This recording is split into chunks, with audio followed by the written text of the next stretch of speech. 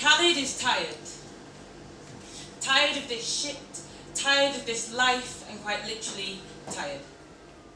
He just walked into his placement 5 minutes ago, and lucky for him, I was standing there. Khalid is tired.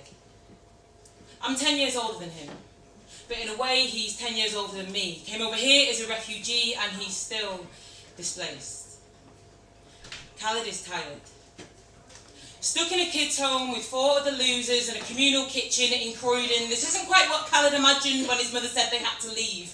Croydon was an inner dream of safety and security in Britain and England and London and Croydon?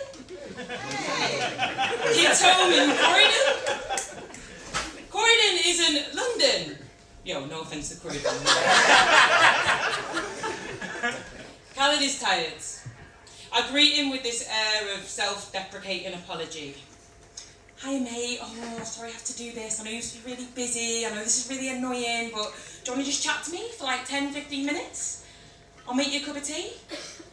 Look, I promise I'm not the police. He stares at me. Yeah, alright. I sigh in relief when we take our seats in the sitting room. Khalid is tired. The room is an oppressive deep blood red with black plastic leather sofas and a shelf of donated DVDs. There's this attempt at family familiarity, but the council issued fire doors and CCTV are anything but homely. But I see one of the films they've got is Jumanji, you know, like the one from the 90s. Insert thoughts about small kids running away from imaginary monsters. Khalid is tired. He's been missing for 4 months. Tells me he's fine. Tells me he's a big man now. Tells me he doesn't need to stress because life is stressful enough, and after a while you just stop feeling, and I start to wonder if he's drowning. Khalid is tired. Khalid is sleep deprived, love deprived, soul deprived. Have you seen what that does to a boy? A boy dragged through streets and deserts and forests and motorway service stations, each an iteration of what's supposed to be heaven, to build a new life, only to find that his mum's repeated rape by the rebels have left a mind like the rubble they fled from, like the rubble he was born in, like the rubble he believes he is worth nothing more than. Khalid is tired. Khalid is tired. Khalid is tired.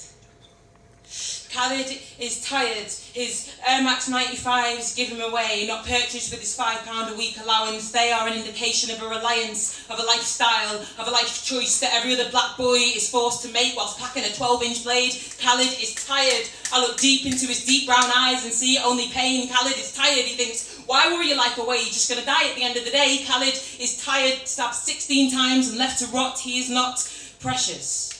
So what makes life so special now when death is so hard to keep a hold of? Khalid is tired, sleep is his enemy. Not living with Hep C. That's easy, he tells me.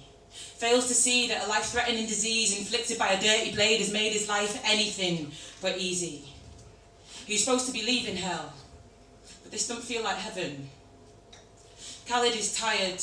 Everything I say to him kind of seems pointless. He answers my questions with this duty-bound politeness, never giving me enough to understand, but enough to know. Enough to know that life is shit and there's nothing you can do to change it. I'm stuck in this puzzle and you can't rearrange it. I'm going to die of this disease anyway, let's face it. So what they teach us in training about building self-esteem with Khalid seems kind of pointless. Something tells me he isn't going to want to draw a sunflower and name each petal an emotion he feels.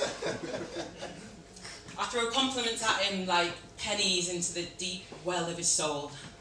I tell him he's worthy, he's precious, he's human, he is eloquent, he is heaven-sent, he is meant to succeed and never to impede his own brilliance. He's better than he thinks, even when he sinks to a low. He's not hollow, he's full and whole, and I just think you're really great, mate.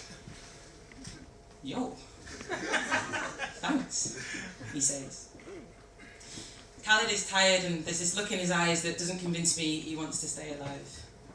I say goodbye, sound out my name, make my way back to the office, leaving Khalid like he's been left before and will be left again, leaving that deep blood red sitting room and black plastic sofas and donated DVDs and CCTV and think, he's right.